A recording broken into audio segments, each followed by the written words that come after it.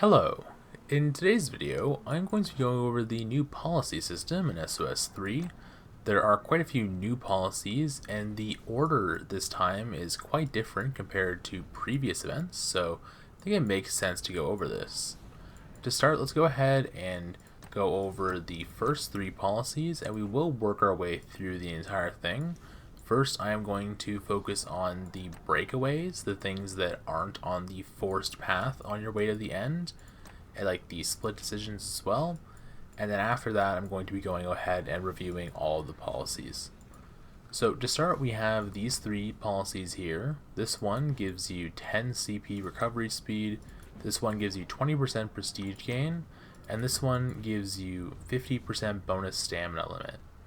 So let's go ahead and hop into a spreadsheet just really quickly here, and then we can hop back in game.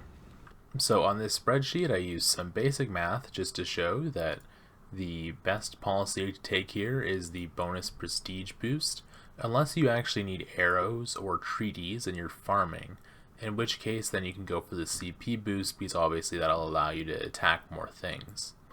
But if you're just concerned about prestige, which is what you should be concerned about, then go for the prestige boost.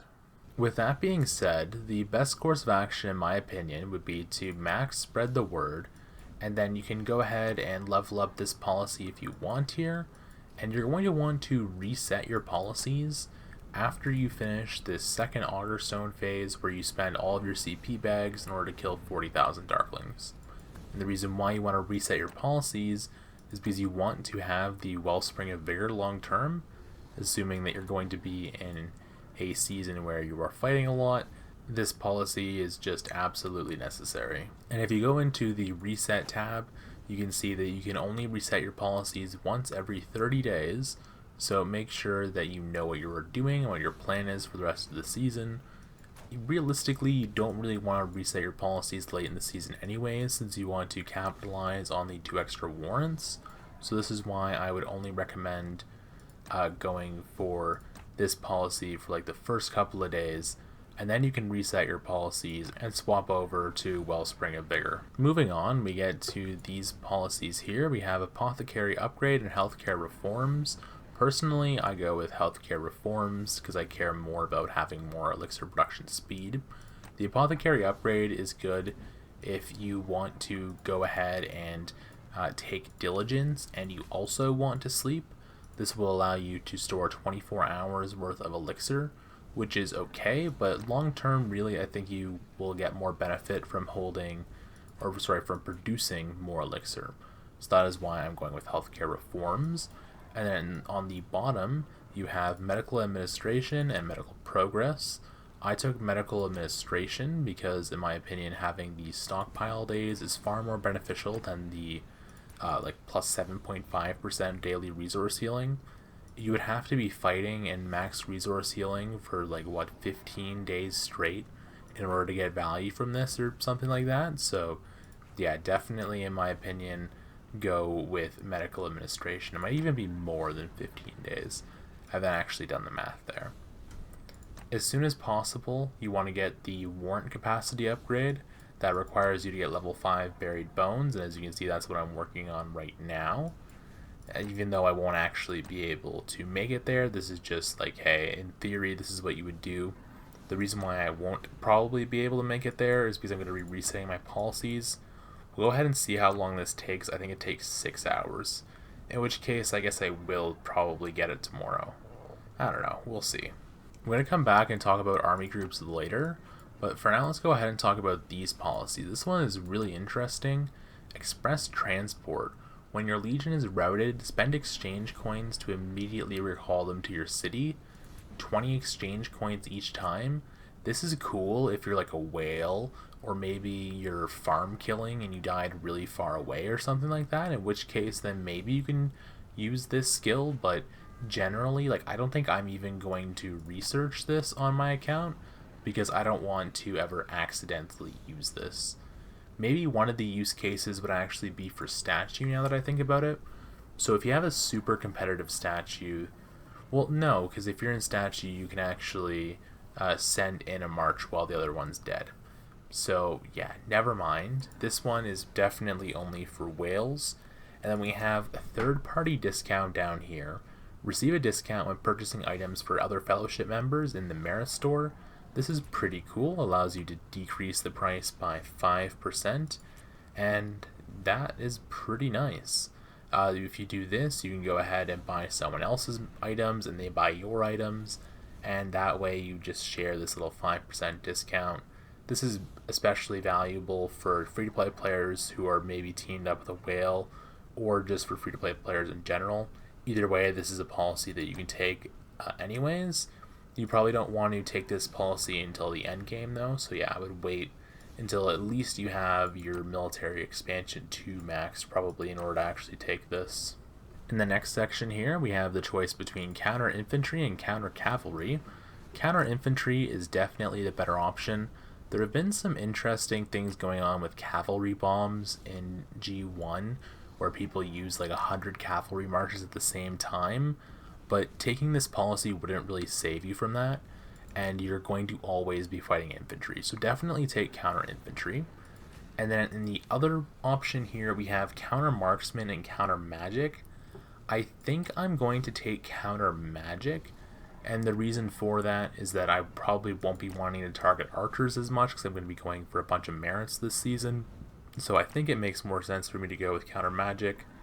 And in seasons where there are long range warfare, obviously, then you'd want to go for counter marksman. Next we have Administrative Excellence 2.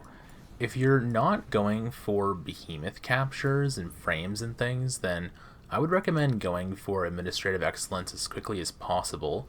If you are going for behemoths, then you want to max out your military expansion first, obviously, which includes your level 1 military expansion.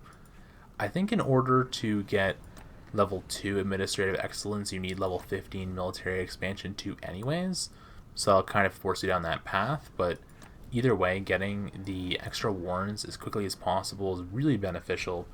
This allows you to get more talent skills for upgrading the talents of your pets, and also just more pet currency, which of course you're always going to need. And then we have the pretty standard choice here between Benevolence, Reprieve, and Diligence.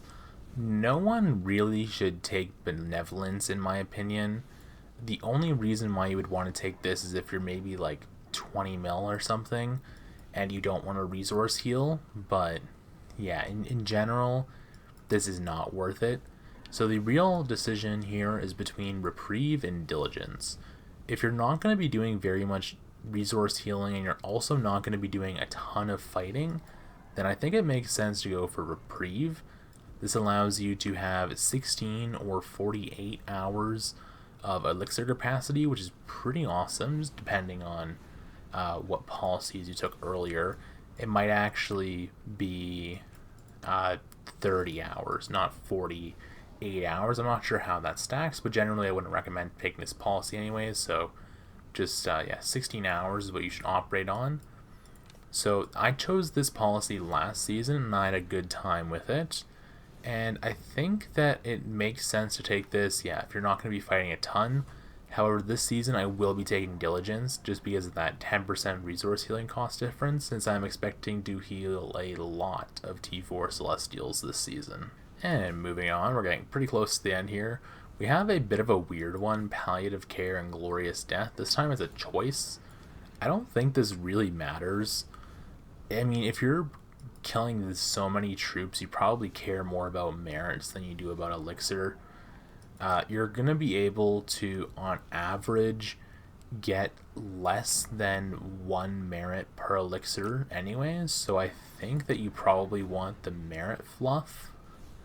But this one's just kind of weird. I wouldn't think about it too hard. It's extremely negligible either way. Unless you're like Jason or something maybe, and you're killing millions of troops, in which case I'm not sure which one you'd even prefer, but yeah, if you're killing so many troops that this is meaningful to you, you probably are aware of which one you would care about having more. And then we have the healing ones here, medical supplies 2 and healthcare reforms 2. If you have 2.5 million units or more that are T4 or T5, then you want to go for the elixir production speed, so healthcare reforms 2. That's just how the math works out. Same thing down here. If you have over 2.5 million troops, you want to go for daily resource healing percentage based.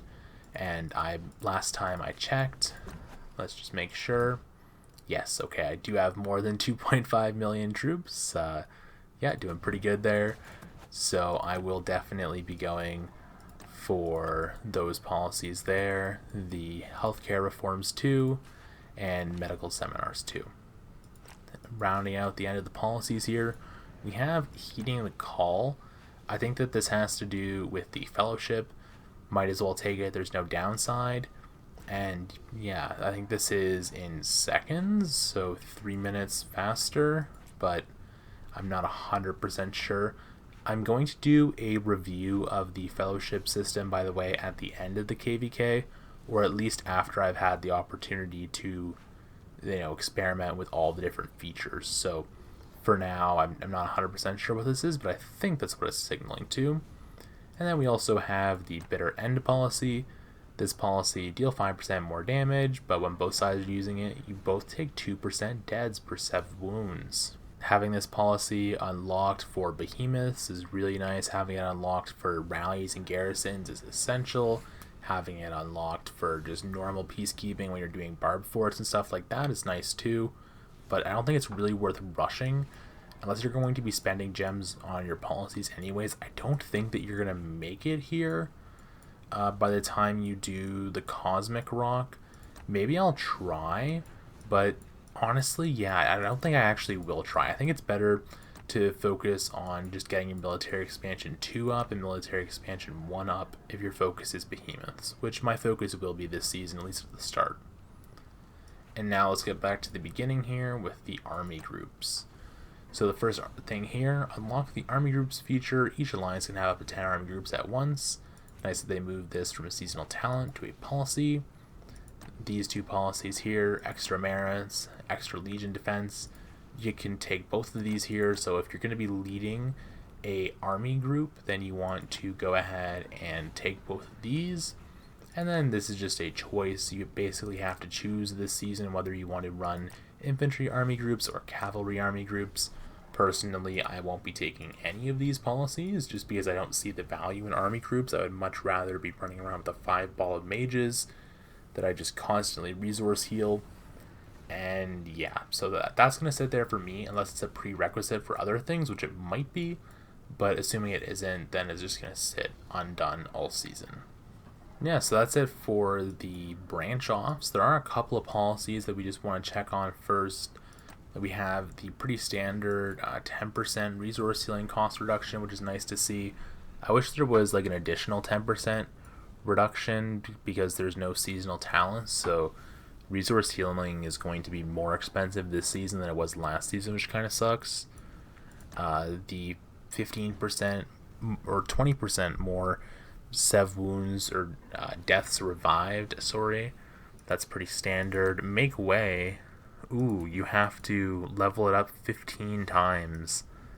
That's kind of painful, but at least this makes it more expensive, I guess, for people that want to use it. Personally, I'm not a fan of this because I know some people don't like, I don't know, I probably shouldn't say some people don't like having make way. That's probably extremely niche. I guess this is just a way to squeeze out more money from people. I don't know, maxing this policy here is probably going to require maxing this policy. So yeah, it's just going to make it take longer, like a couple of days longer or something, a day and a half. I guess it is what it is. Share the road, march speed increase when your legion is on camp or alliance territory. That's awesome. That's really awesome. Good advantage for defending and getting to the front line. Double-edged sword. This is the one for rallying and garrison. This is just essential. I mean, it's in the foundational path. You're forced to take this. So yeah, this just makes rallying and garrisoning a lot faster, which is nice to see. And then I think that's about it. I guess we have these, like the beacon and captain of the guard. More damage when garrisoning or rallying. Pretty standard. And yeah. So overall, I would say the policy tree here is pretty good.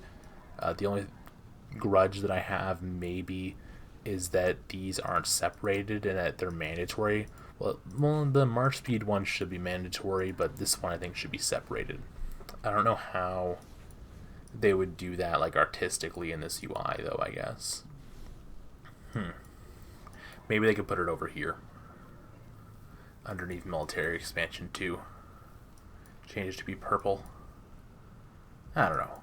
It is what it is. But yeah, let me know what you think about these policies down below. I think it ended up being a pretty good set of policies, and I'm looking forward to using them this season. And yeah, I am, well, we're 3 hours off the day resetting, so we're going to be farming Darklings like crazy, so hopefully I can go ahead and get this video out before then. Anyways, thanks for watching, and have a great rest of your day.